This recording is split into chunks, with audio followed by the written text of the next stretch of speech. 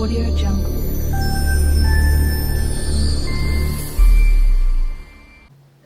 De droit, d'environnement, de texte, etc. Mais il est clair qu'il y a une corrélation entre les textes et l'aspect économique et la viabilité des entreprises.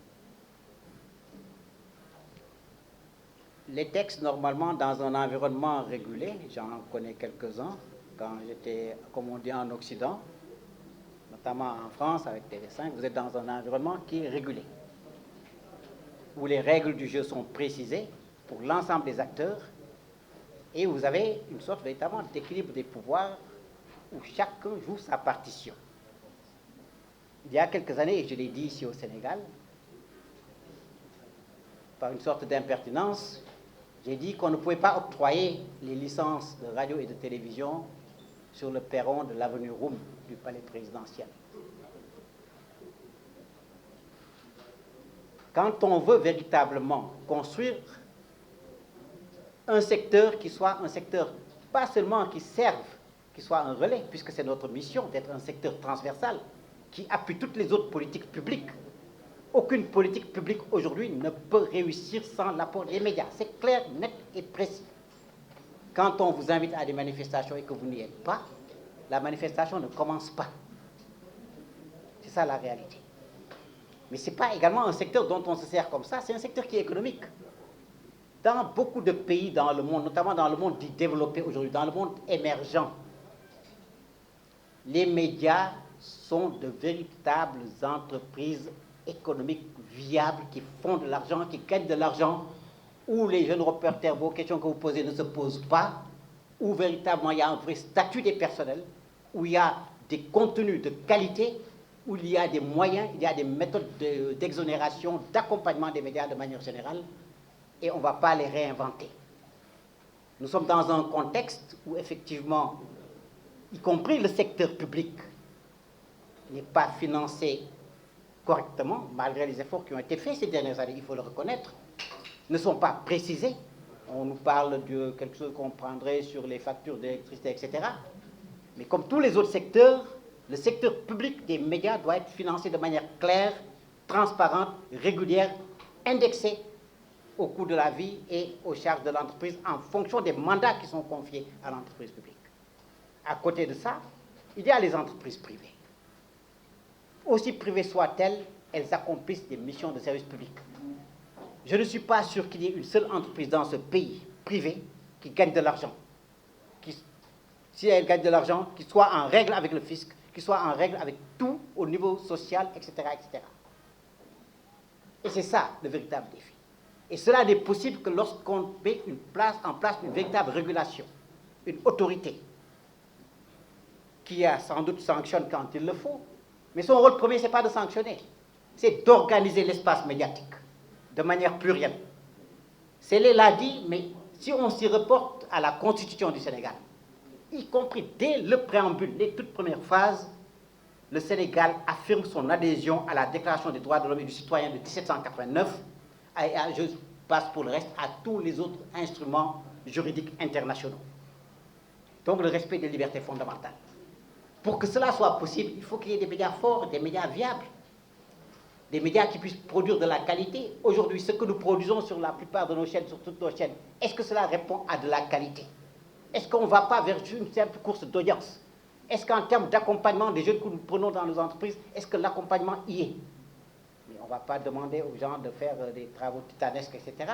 Si l'environnement est dérégulé, où il y a plein d'acteurs qui sont là, au détriment de véritables professionnels, où il y a des gens aujourd'hui, c'est bien d'investir, on peut interdire à personne d'investir là où il veut, mais où il y a des gens aujourd'hui qui investissent dans ce secteur-là, mais qui n'ont rien à voir avec la communication, qui ont des agendas et des visions qui sont tout à fait différentes de ce que nous autres professionnels pouvons avoir en termes de passion, de vocation, de partition à jouer au niveau national et international, mais là, il se pose des questions fondamentales. Donc je pense que véritablement aujourd'hui, la question de la viabilité économique des entreprises de presse se pose au Sénégal. Il faut revoir tout le dispositif de régulation. L'autorité de régulation de l'audiovisuel à l'heure actuelle doit être repensée, reformatée, ouvert à d'autres perspectives en tenant en compte et en faisant des projections sur les 20 prochaines années. C'est possible parce qu'il y a des chercheurs, il y en a un aujourd'hui, il y en a d'autres peut-être dans la salle, qui font effectivement de la recherche, qui savent quelles sont les projections dans X années. Il y a 20 ans, quand je faisais le Smart 21 à la RTS, ce qui se passe actuellement, je l'avais prédit, je l'avais dit, je l'avais défini, en faisant les projections nécessaires. On sait ce qui va se passer dans les prochaines années, comment ça va s'accélérer. Le métier va changer fondamentalement. On n'aura plus besoin de pas mal de choses. Aujourd'hui, y compris jusque dans les téléphones, on pourra le faire. Aujourd'hui, il sera également possible, même avec l'intelligence artificielle, de piquer sur des sites qui sont des sites reconnus et de les utiliser et de faire autrement. Donc, quand on est effectivement dans ce contexte, etc., je pourrais peut-être, si j'aurais l'occasion de faire de revenir sur un certain nombre de choses. Il y a des dispositions internationales auxquelles le Sénégal et d'autres pays africains ont adhéré en termes de maintien de la paix, des liens qu'il doit y avoir entre la sécurité et les hommes des médias, etc. Il y a des manuels qui existent depuis 2013, auxquels nous sommes partie prenante depuis près de 10 ans. Qu'est-ce que nous faisons concrètement pour que cela soit une réalité? Et que cette épée de Damoclès, qu'on met souvent sur la tête des médias, puisse disparaître. Les hommes de médias, de manière générale, je ne dis pas les journalistes parce qu'il y a les techniciens, il y a tout le monde, c'est toute une chaîne, ne sont pas des citoyens au-dessus de la loi. Ils exercent leurs activités dans le cadre de la loi, mais également, il y a des dispositions et des dispositifs qui nous permettent de régler nos problèmes en notre sein. Le CORED en est un exemple. C'est un système d'autorégulation qui, dans un environnement bien pensé, permet d'avoir une autorité de régulation, des autorités d'autorégulation, de voir comment cela fonctionne dans le public et le privé, d'avoir des mandats de production, d'avoir des mandats de service public pour qu'on puisse effectivement atteindre les objectifs. Et en faire non seulement un secteur qui accompagne tous les autres secteurs, mais en faire un secteur économique, dynamique, pourvoyeur d'emploi, pourvoyeur de plus-value. Et aujourd'hui, je pense qu'il faut, au niveau du Sénégal, que nous allions vers d'autres perspectives. Combien de chaînes sont aujourd'hui au-dessus de nos têtes? De chaînes étrangères qui, y compris dans nos langues nationales, viennent nous trouver sur nos propres territoires, avec nos propres publics, avec les effets induits en termes de publicité, les groupes transnationaux, multinationaux, qui sont ici aujourd'hui, en termes de diffusion. Est-ce qu'aujourd'hui, en 2023, 2024, il faut que nous soyons là pour être diffusés, à ne pas avoir nos initiatives propres pour mettre nos forces ensemble et être nous-mêmes des diffuseurs et créer des plateformes qui sont pourvoyeuses de revenus.